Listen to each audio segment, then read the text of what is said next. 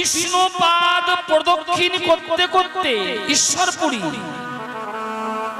হঠাৎ চেয়ে দেখলে ছোট্ট একটা ছেলে তত্ত্ব কাঞ্চনের মতো চেহারা,